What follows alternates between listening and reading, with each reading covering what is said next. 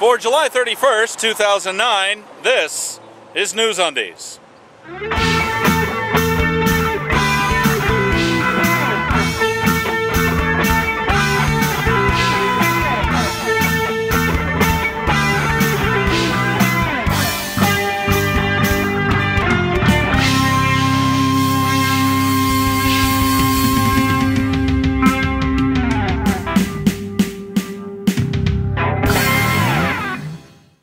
For July 31st, 2009, this is NewsUndies. All the news that shouldn't be news.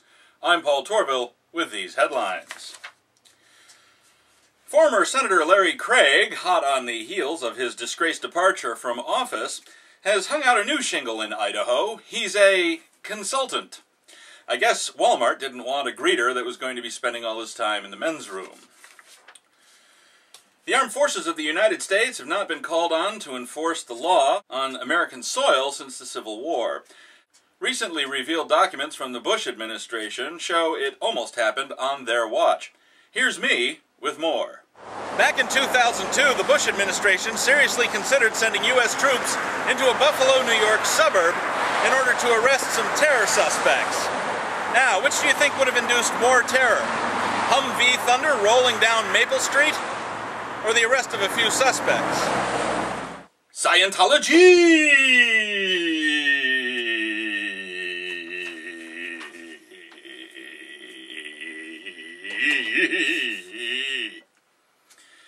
Tennessee State Senator Paul Stanley, not the guitarist from Kiss, a staunch and prominent conservative Republican, and a vocal supporter of abstinence before marriage, has admitted in a sworn affidavit that he had a sexual relationship with a 22-year-old intern from his office and had taken sexually suggestive nude photographs of her.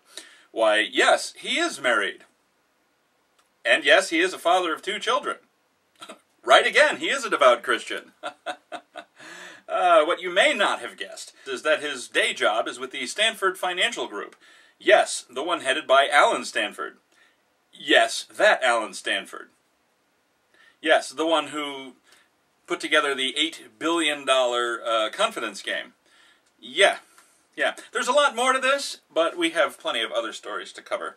We'll have more news after this. Hey gang, it's time for celebrity birthdays once again. I got my cake hat on. Let's rock. Okay, for Saturday the 25th, we got Jack Gilford dead, Walter Payton dead, and Matt LeBlanc. Sunday the 26th, Carl Jung, dead, Blake Edwards, and James Best. Roscoe P. Coltrane. He's still alive, believe it or not, and he's old. Monday the 27th, Jerry Van Dyke, Carol Leifer, and Bill Engvall. Tuesday the 28th, Karl Popper. He's dead. Jim Davis and Sally Struthers. For Wednesday the 29th, Irwin Corey, Jim Marshall, goes to 11, and Geddy Lee. Yeah, it's true. Marshall, guitar, Geddy Lee, bass. My goodness! Thursday the 30th, Sid Croft. Yeah, with 2 F's. Bud Selig and Sir Clive Sinclair. Friday the 31st, Fred Quimby, dead. Bill Todman, dead. And Ted Cassidy, dead. That's celebrity birthdays. I'm Paul Torville, and I'm done!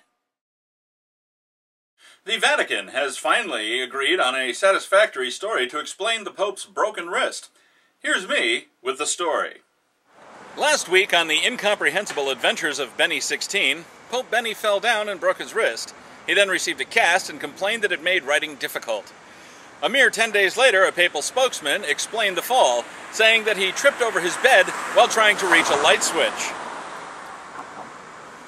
Tune in next time when we'll hear Nurse Janice say, "Oh, wow."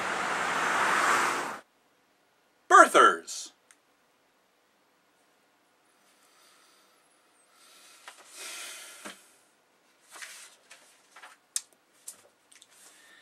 A Denver charity learned a new interpretation of the old adage, "What's mine is yours."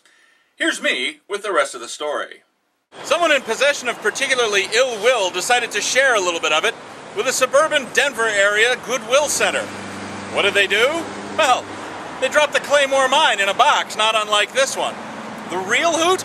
Well, the bomb squad showed up and disposed of the mine, but never determined whether it was functional or not.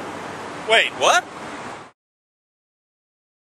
President Obama has pushed for health care reform both as a campaign issue and a goal of his presidency. The debate seems to pit those with a vested interest in the happiness of the companies that profit from providing health care against those who pay for and receive health care. Here are Pig and Sheep with their angles. The free market is the only way to run the healthcare system. Sure, there's insurance in the free market, but that's run by companies that are in the market for a profit. And then there's the doctors and the hospitals that are there to make a profit too. And drug and equipment makers need their cut. The insurance companies are betting that you don't get sick and just die in your sleep, but only after having paid the highest possible premiums for the longest possible time. The doctors, hospitals, and drug and equipment makers are all hoping that you will get sick with something chronic and difficult to diagnose, requiring constant attention for years. Seems perfectly fair to me. You know, sometimes he tiptoes right up to the edge of rationality, does a quick pirouette, and jetes back to Wackoville. Look, as long as someone can profit from you being sick, it will be in their interest to keep you that way. As long as someone can profit from refusing you care, it will be in their interest to do so. The free market healthcare system places you, the patient, between two powerful but opposed forces, and at times in your life when you are most vulnerable. The time has come to take profit out of the equation and make health and quality of life the sole focus of the healthcare system, from top to bottom. That's what Pig and Sheep think. What are your thoughts? Email them to ovcomments@newsundies.com. Bill Gates, co-founder of Microsoft, has decided to quit Facebook because it's too much work. Clearly, Gates has never tried to install Microsoft Windows. The Obamas and Clintons are planning to spend time on Martha's Vineyard this summer. Obviously, someone cares, although who that would be has not been made clear. Remember that guy, Macbeth? Well, it turns out that there's this outfit that makes laboratory diamonds from, hair. Yeah. So let's put all the crazy together, shall we? LifeGem, the laboratory diamond people, obtained a quantity of burnt hair from Macbeth, from his 1984 Pepsi ad shoot, and is making diamonds from it. Ew. We'll have more after this. You'll notice that when you watch NewsUndies, I'm always wearing a shirt from the Ursus Pacificus Kitsch Cave. Well, now you can too. You can help support NewsUndies by going to the Ursus Pacificus Kitsch Cave and getting some kitsch. Zac Efron.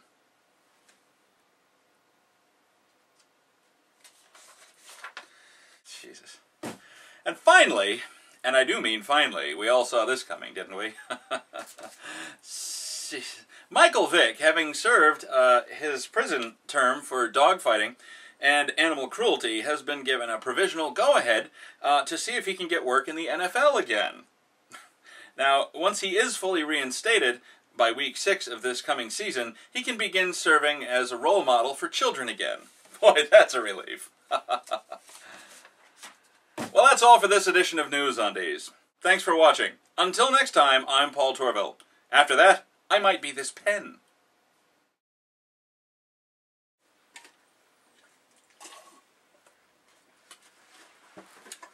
Audrey, this is Bush League. This is Bush League! Unique, New York. Unique, New York. Not dead.